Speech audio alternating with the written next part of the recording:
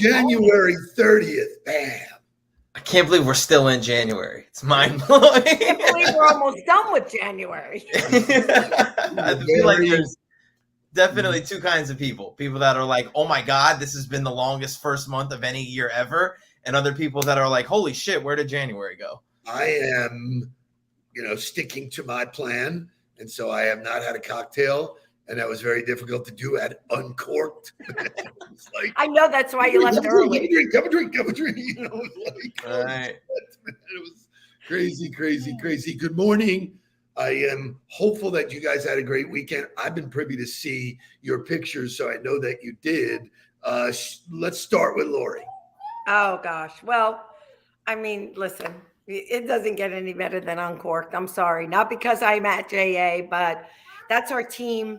So a couple of our board members, Mike, of course. And I think, the thing for me is it's so interesting because that night, first of all, it is just an amazing event if you have not been. There were a lot of first timers there. So it was really great that they got to see the building. People want to come back and see it with the kids in it. And that's part of why we do it at JA, right? But it's also an amazing venue. But I think the key for me this weekend, everybody goes, oh my God, you doing an amazing job. You, this event is awesome. You. I'm like, I didn't even know what this was going to look like till I got here. You know why? Because I totally trusted the team. Yeah. And said, go, you got it. That's awesome. And that's why my post on LinkedIn was really all about the team. Yeah. That's awesome. It was super fun. While you're talking about the event, the Huddle was wildly represented. I mean, look at all those people. So Jeff Bishop, Greg Goldstein, Jamie Tribble, who was first in the house this morning. There's Oz. There's Joy. Kitty. There's Joy. Catherine Holcomb. I mean, it was unbelievable. The amount of people that walk up and whispered in my ear, Huddle, Huddler. Man, it was crazy. I was like, I think the Huddle should have its own private suite next year. I promise you we will do that. Get a special wristband if you're a huddler, and you get special access. And you know what? I love that. We will actually broadcast live from that event because the people that were there, it was just a smorgasbord of great conversation. And interestingly enough, I didn't really eat and I didn't drink and I didn't care. I had a blast anyway. So look at that, man. I might have grown up. Old dog learning new tricks. I love to see it. Mr. Mark, your weekend looked fun and exciting as well. A fantastic weekend. Finished the week off strong on Friday, but Saturday got to get up and head out to Farmer's Table in Boca and spend some time with the Hill crew, which was really cool. You can see the picture from Friday night. We decided to reorganize and restructure the entire freezer as we were moving into the next stage of weaning Jules off of Gabby. And then the picture in the middle is really funny. So I'm at church, right? And I was, really overjoyed to be joined by Jake and his mom at church yesterday. But that's me sitting in the children's room, right? And I'm sitting there and I can kind of hear the service going on through the glass. And I turn around and one of the kids in the room had stolen my phone and was snapping pictures of me with my phone. I was like, yo, give me the phone back. Oh my God, man. Oh, it was really funny. What does this world come to? For me, I loved Uncork. It was great. It was fantastic. But Friday night, I got to go to what is our family's favorite restaurant. Just reopened this, that week, Runway 84. And let me tell you something. When you talk about reimagining or modernizing something, they took a place that for us, we've celebrated every family occasion there. And in its end, it was beat up. Food wasn't the same. The place was dirty. It was time to modernize it. And obviously, I always think in terms of what we do for businesses. These guys shoved an enema up this thing and bam, came up with something that was so cool that it was visually pleasing. The music was great, live music, and then the food was another level. So I highly recommend if you have not been. So are you saying the food got better? The food got better. The wow. food, yeah. Now I'm an experienced guy, and so I think the experience makes Sure. it. But the way it was served, and it was funny because they have a lot of the same faces, and Vincenzo was there, and Cindy was there, same valet guys. And when I was out, I was like, dude, it was another level. And he goes, Johnny something, who was the chef. Johnny's the best, and that's why it's okay. Awesome. Was Anthony Bruno? Is he still involved? Oh yeah. Okay. So it's Anthony, Mark Falsetto, a guy named Moises, who it was really cool. When I walked in, I knew Vincenzo, but I didn't know this guy standing there. And he goes, Steve Nudelberg. I look at Helen. I see you on LinkedIn all the time, man. Hospitality for handcrafted hospitality, which they own Pizza Craft, Taco Craft, and they just hit a home run with this one. It is awesome. It is so cool. I felt like it was in an episode of Goodfellas. I really did. So awesome. Great stuff. We got a great show today. Lots of fun conversation. Shay, wake us up so we can get the conversation rolling. Wake up!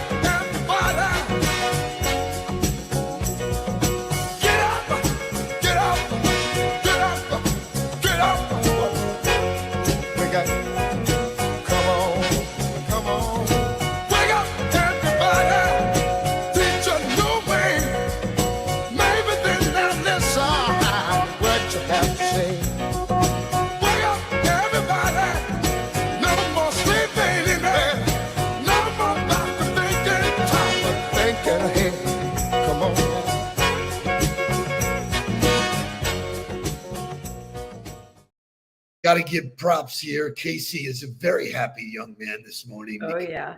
Eagles blasted the Niners, man. Yeah, I mean, it's tough for the Niners. I texted him after the game and said, Eagles Super Bowl.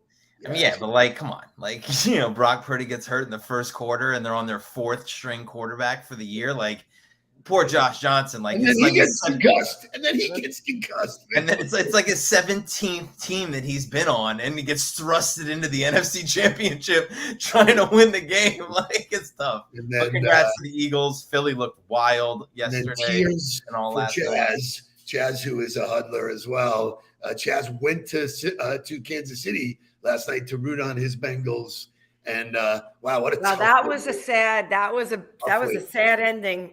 I felt a little bad for that guy on the sideline who couldn't get himself back together. But penalties cost you games, and an unbelievable ending. But if you're the NFL, you're super happy because the night game was the game that you wanted. It was an unbelievable product, even though the first game was relatively pretty boring. Well, when we talk about, and we talked about it with Scott, and we talk about it all the time, Lori, talks about grit and resilience. The dude played on one leg. He was every bit of Willis Reed last night. Good shout out to Tony Romo for mentioning that, because Willis Reed got off the floor, if you will, played on one leg, shot up, and but it was great. And Rex Ryan said this morning, that is the best quarterback to ever play the game. Well, listen, I mean, he said you have to at some point, right? You have to put it all out on the line. Yep. Right. So his competitiveness and the fact that he would not be denied, he didn't want to leave the divisional game that got them to that game when he got hurt, and the fact that he did what he needed to do. Super cool to see him at the end of the game when they interviewed him first, thank God, and talk about what that was like, healing his body. Because look, there's physical pain there, and you got to figure out a way to deal with it. So he ran 9 yards, man, on a crazy. But that must have been insane. The run was one thing, but if you watch the replay and you watch him go down from that hit, it was like a rag doll. Did you see his body his head kind of flopped around? I mean, I was like, holy crap. I do agree with what Jonathan Aarons is saying, though. I mean, everybody's going to talk about Pat Mahomes as the storyline, and yes, he is special and different, but kudos to Steve Spagnuolo and that Chiefs defense, because they did something to the Bengals that most teams had a hard time doing. They really made them work for every single inch yesterday, and that's not going to go talked about, But that's really the difference. True that. Is you had an unbelievable performance on that side of the ball. Yeah. But Right, that goes back to what we were talking about earlier when I talked about Uncorked and people saying to me, "Oh, you did such a great job." It's not about one person. Yep. Right? It's the players around that person that help them win. So I think you're right. Pat is great, but he's got a great team around him too. So I'm going to shift the conversation today, and it's going to be double packed. First part of the conversation is the power of customer recommendations and referrals. So we like to walk the beach on Sunday, get up yesterday, and before I'm just cruising around social media, and I see an article that says a Fort Lauderdale bakery got voted the number 3 restaurant in the country. On Yelp, right? Your bakery, like I live less than a mile from it. I'm like, I never heard of it. So what do? We got to go check it out, right? Shay, show me pictures of Archibald's Village. So here's the story. We get there. There's a line 3 city blocks long. Right? Wow. So I never heard of it. This is the owner. The owner comes out and says, with so much passion, my apologies that you're standing online. We did not know that the article was coming out this morning. We're cooking and baking and doing everything we can. We're going to run out of stuff. Please give us another chance. It was so heartfelt. It was amazing. I still have sandwiches. I still have whatever.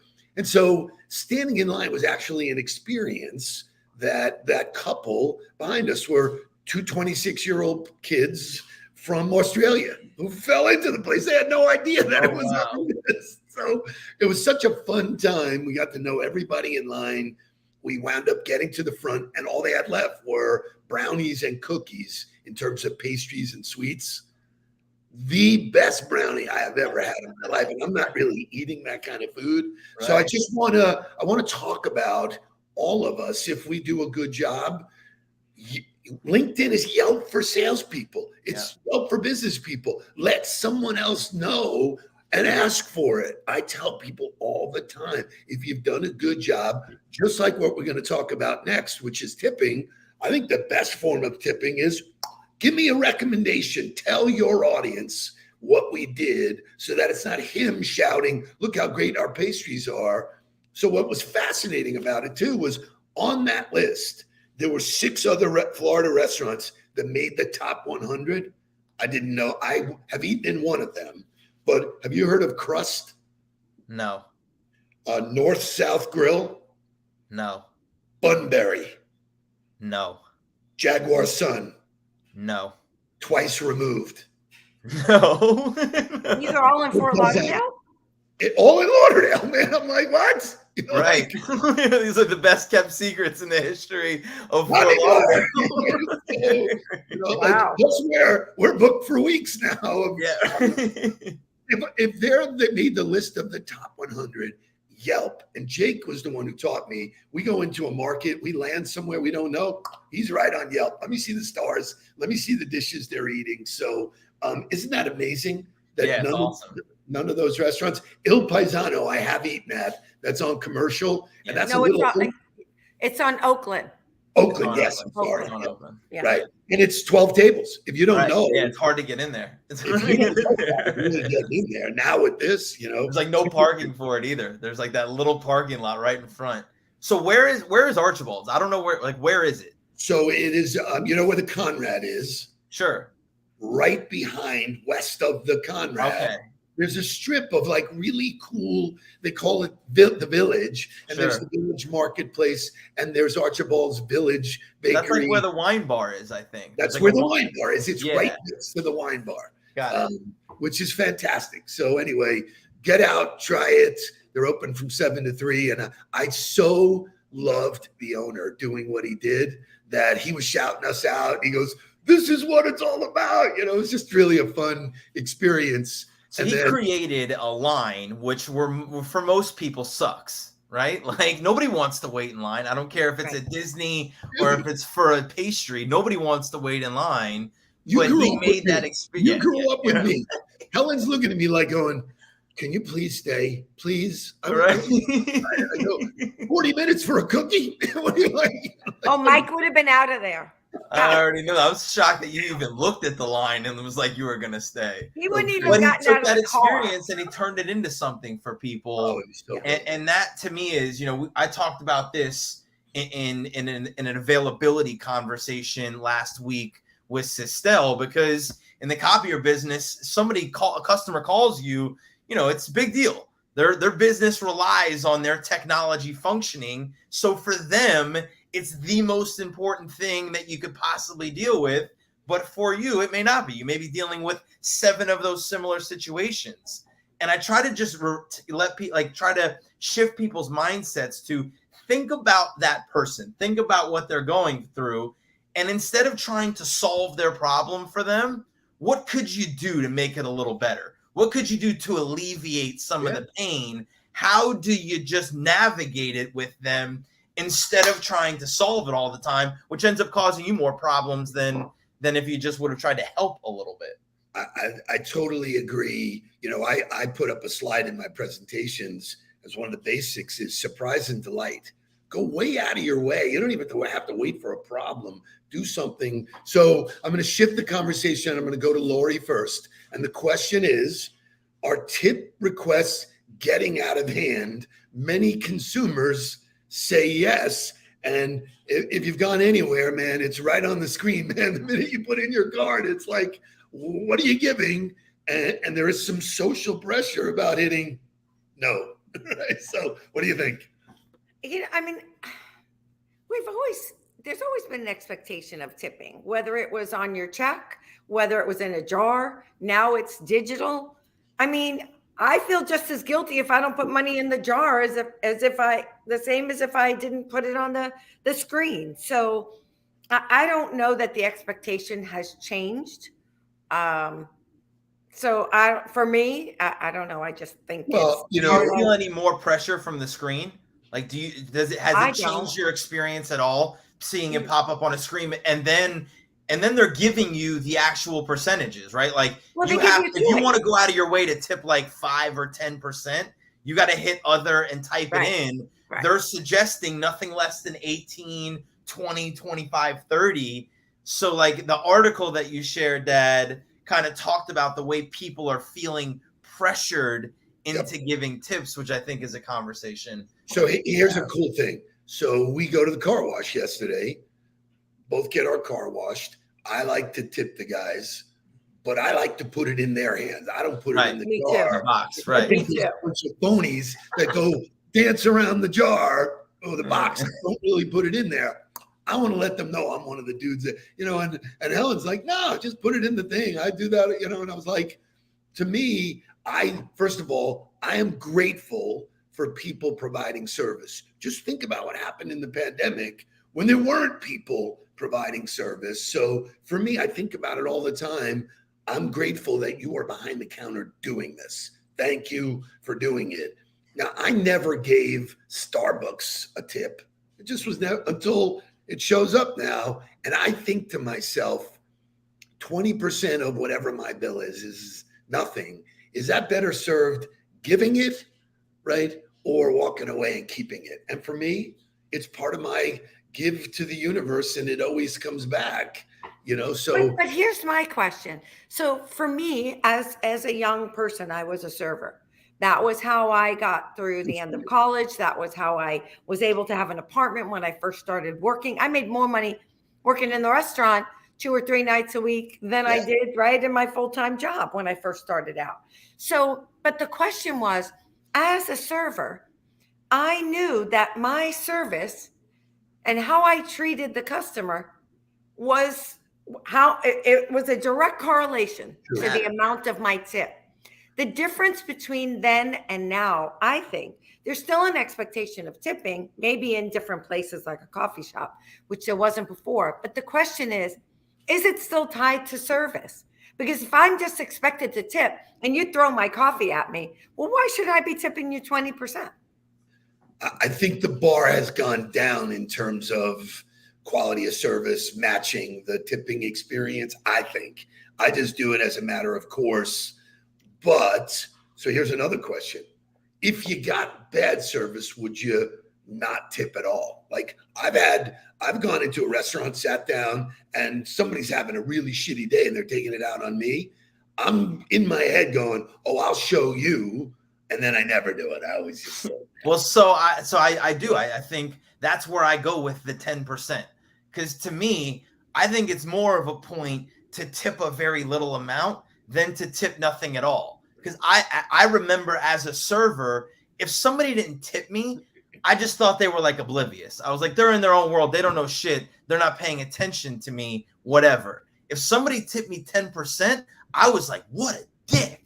You know what I mean? Like, he went out of his way. They set the point. Give me a small tip. So, in your head, you're like, I did everything right. Why did I deserve that or whatever? But I think, there's a lot of people talking about, like Kathy says, when I go to Starbucks, most of the time they act like they're doing me a favor. That's where I let people know, like, hey, to me, I tip less based on that. But I'm going to ask you another question. Tell me a service that doesn't deserve a tip. Give me one job that people do for you that doesn't deserve a tip. Like, I don't care if it's like, we just had guys like trim the trees the other day, and like, yeah, there's a fee that I'm paying them, but they're doing manual labor. They're out raking the yard and making sure that they leave it the way they left it. And yes, it's based on how well they do, but I feel obligated to take care of those people because I've been in that position before. Like, I've been in a position where it's not necessarily normal to tip, right? Like, how many of you with your EAs or your virtual assistants or your understudies or your interns break people off for the effort that they gave you in the business? Like, a lot of times in businesses, we feel like, oh, we're providing them the benefit by giving them the internship and don't think to reward them for whatever effort or anything else. It was the worst thing in the world as a young coach to know that we made it to a bowl game or won a conference championship or made it to a BCS bowl. And I was working for a guy who was going to make 75 grand as a bonus and gave me absolutely nothing for all of the effort that I put into him. So for me, I don't think there's a job that doesn't deserve a tip. And if you have the mindset that you shouldn't tip, you're so selfish that you should get out of the way. Look at Jay. He's already getting his hourly wage. They've included the tip in their fees. So I have to tell you. So I learned a really interesting lesson from Mike. Mike walks into a hotel, goes up to the desk, right, to check in. He's got $20 bills in everybody's hands before they do anything. Right. And guess what? They are so appreciative that he gets an upgrade. He gets, his bags. I mean, I've learned the trick now. It's just, you know what? Just thank them before they even it's start. Supposed to be done ahead of time to ensure. It's to ensure. So everybody who's like complaining, well, I'm tipping and I'm not getting good service, take care of them prior. Consistently take care of them prior and watch what happens. You're either going to deal with bad people that just don't pay attention to what's happening and they're never going to be great anyway, or you're going to find somebody that's going to go out of their way to take care of you and make your experience that much greater. And all it cost you was whatever you were willing to tip to recognize that person. Some people might say, well, why would you tip them before when they haven't even done it? Don't we all want incentives? Yeah. Right. If I tip you before, you have an incentive to treat me better than the person at the next table. Hey, listen, I go to BMW when I moved back from Palm Beach. I'm a stranger at BMW, home in BMW. Luck would have it, if you want, I get a guy that I know his wife, Wes Meek. I'm shouting you out, Wes. I know you guys are listening at BMW. I give him $100 up front and say, thanks for being my guy. Boom. Now I text him. When do you want to come in? Come in now, get a car, do it. Right. So, the thing is, and I love him because they provide that service to everybody. I wanted more. I'm willing to pay for more, so that's why standing in line at Archibald's was really funny because I was like, who can I tip, man? What can I do here, man? Well, Jonathan says it too. I mean, if we go to the yacht club a lot. Again, Mike's throwing $20 bills for a glass of water. Okay. Right. But what's really funny is every server wants to come over and bring him bread. Everybody wants to fill his water cup because they know it's a $20 bill. So at some point I say, okay, wait a minute. Like, where's the line of just people taking advantage or, I think the main point of this is overtime. So let's leave on this point, because I think the main point of it is be willing to lead. Be willing the one to do it first, whether you're the server or the tipper. Be willing to give up front, whether you're on either side, and you're guaranteed to be more successful. You're guaranteed to get more, do more, and have more if you're willing to give up front without the expectation. Tip because you know you're doing the right thing for the people that are in that establishment, or give great service because you know you're doing the right thing for the people that are coming in. Why don't you come out of your shell just a little bit, be a little bit more passionate? I don't kick Monday in the ass. I think the show needs you to come up, man. Lori, great to see you. I'll see you shortly. 1% better. Shout out to Glenn Hurley for being here this morning. Looking forward to our coffee. Kathy Hood Slayton, virtual coffee. Boom. Take care of Monday. Go kick it in the ass and let's get down to business. Please don't worry about me. I'm about to let my heart speak. My friends keep telling me to leave this. So let's get down to business. Let's get down